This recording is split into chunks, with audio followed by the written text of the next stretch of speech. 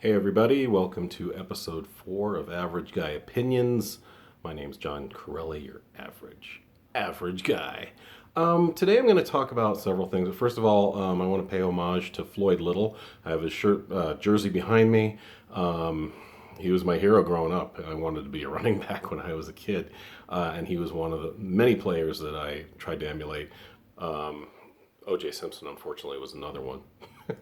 But Floyd Little got into the Hall of Fame, I think, back in 2012. It was a long, hard road to get there. They called him the Little Franchise.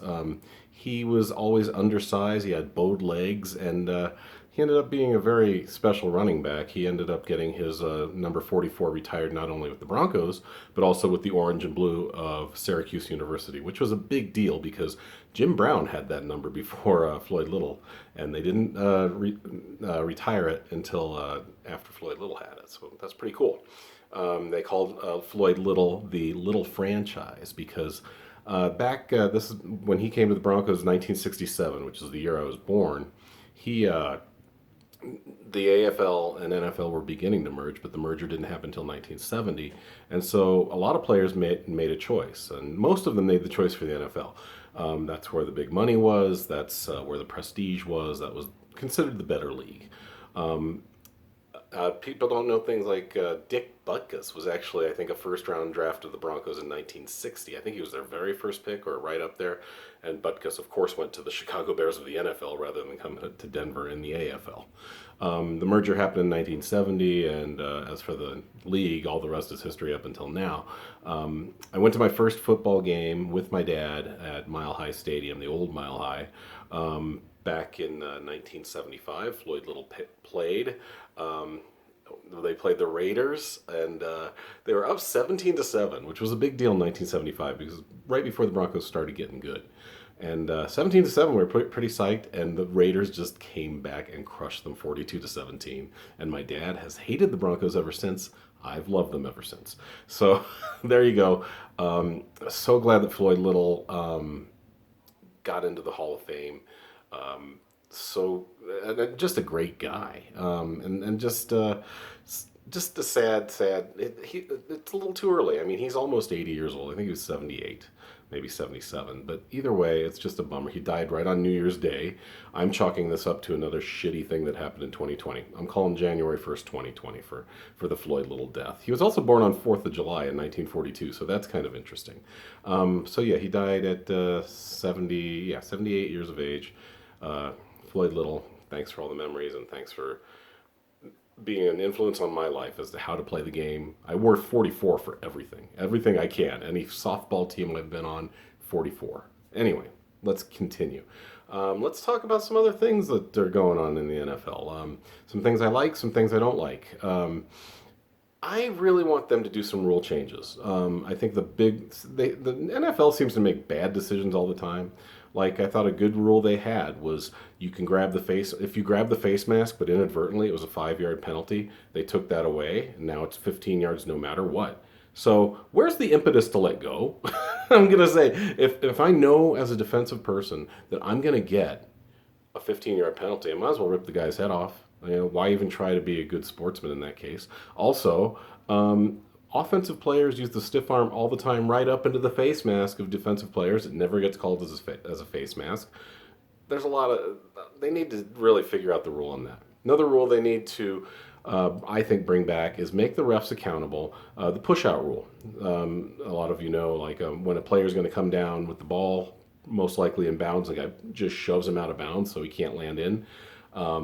Therefore, absolving the referee of any decision making. They now don't have the push out rule, and you can just basically carry a guy out of bounds if he's close enough to the sideline or the end line, and it's an incomplete pass. Don't like that one. A couple more rules, and then I'll stop because I know this is very exciting for non football fans. But like I said, average guy opinions. Pass interference. We should change pass interference to the way they do it in college, which is I believe you get an automatic first down on pass interference, but it's not a spot foul. Like you can't just chuck the ball 40 yards down the field and hope the defender fucks up and you get a 40-yard play out of it. No, if you get a pass interference foul in college, it's either 10 or 15 yards and a first down. That's the way it should be. Another one? Overtime. Come on, NFL, for real. Overtime. This is ridiculous. We should do it the way college does it. They get the ball in the 25. First team, each team gets the ball an equal amount of times. And so, if you are in, for those of you who are not college fans, this is a simple one. You get the ball at the opposing team's 25 on offense. You try to score a touchdown. If you can't score a touchdown, you kick a field goal. If you miss the field goal, then you score 0. Next team has the chance to beat you, right? And the next team, the other team, like there's more than 2 teams. But so the second team gets a chance, and if they just kick a field goal and beat you by 3, there you go. You've each had an equal opportunity to score points. This is why we sometimes have football games that go into the 50s in college, but hey, it's fun, right? And I don't like the idea. If you get the ball and you score a touchdown, the other team is just shit out of luck. It's stupid. So, NFL, change it, because I know you're listening to me. What else I want to talk about?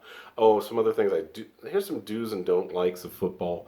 And I'm trying to keep it non-racial. I'm not thrilled with what happened with Kaepernick. I really think he got shat upon by a lot of people that can't handle a person going to one knee for a cause. Who cares? Same with Tebow. Who cares? It's a guy making a statement. Let him make the statement. There's the argument that, hey, well, you can't make your statements at work. Actually, you kind of can. You can't go too crazy with them, but I've worked in a lot of cubicle environments where people have things that I might not agree with in their cubicle. They may have the 10 Commandments up there. They may have all kinds of crazy things, conservative or liberal things that are up there that I don't agree with. You know what? I fucking nut up and I deal and I walk on and I say, have a good day. We don't need to fucking take everything personally, you guys. Another issue I have with the NFL is, man, should we just put a dress and flags on the quarterback? Because, man, it's hard to hit the quarterback anymore. When I was a kid coming up in the 80s, you got 2 steps. Ball was gone, 2 steps, hit him. Then they got down to 1 step. I think that's fair. I do like that you can't go for the knees, because you really could take a guy out if you go for a quarterback's knees. But, God, I mean, some of these hits, especially on Brady, I mean, God, you touch Brady and they throw a flag. It's ridiculous. If he chooses to be 43 years old and play in this league, then he's got to nut up to the standards of the league and take the hits, man. Come on. I also don't like when a team, let's say it's your local team, they're down by 10, 17 points a couple years ago, and the defense recovers a fumble, and now this thing where you guys recover a fumble and the whole fucking team runs down the field for a photo op in the end zone? Fuck that. Guys, you're down by 17. There's nothing for you to be cheering about. Somebody did their job and fell on a ball. There you go. Get your ass back to the sidelines. Tell your offense to get their shit in gear, and let's get into this game, okay? So, there's a lot of bitching about football. But I really did want to, I'm glad I got to talk about Floyd Little, because he, like I said, big influence in my life. By the way, any Raiders fans out there, if you ever want to win a game against the Broncos, bring me. I'm 0-4. You bring me to a Raiders game against the Broncos, and the Broncos will most likely lose. If you go to my Facebook page, my profile pic is me and my friend John Marsh.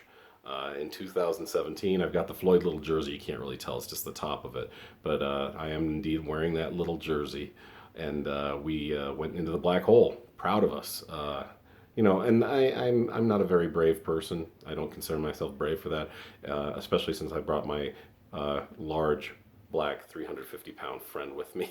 We had a lot of fun, actually. Some people gave us shit. Some people were like, you guys are brave. But it was a lot of fun. Broncos lost 21-14. They didn't play well at all. And that was a notable game. That was the game where Aqib Talib ripped the chain off of Michael Crabtree and started a brawl. And I looked at my friend John and said, we're going to die here. And he's like, yeah, we're going to die here. It was brutal. It was really bad. The crowd around was like, fuck the Broncos. It was scary. But we got out alive. People like to tease us because when I was walking next to John in the mausoleum, and that is aptly called the mausoleum instead of the Coliseum. It's just this cement edifice that was built in 1960. It's just a shithole. But we're walking through, and people are like, "Hey, look, Little Davis," because John had his Terrell Davis jersey on. I had my Floyd Little jersey on. A couple great running backs for the Broncos, probably the two best ever. Anyhow, I'm up. 10 minutes are up. Thank you so much for listening if you did. This is episode 4, A New Hope, or in my case, A New Dope. Ha ha ha. All right, we'll see you all tomorrow. Have a great January 4th. Thanks for listening. Bye.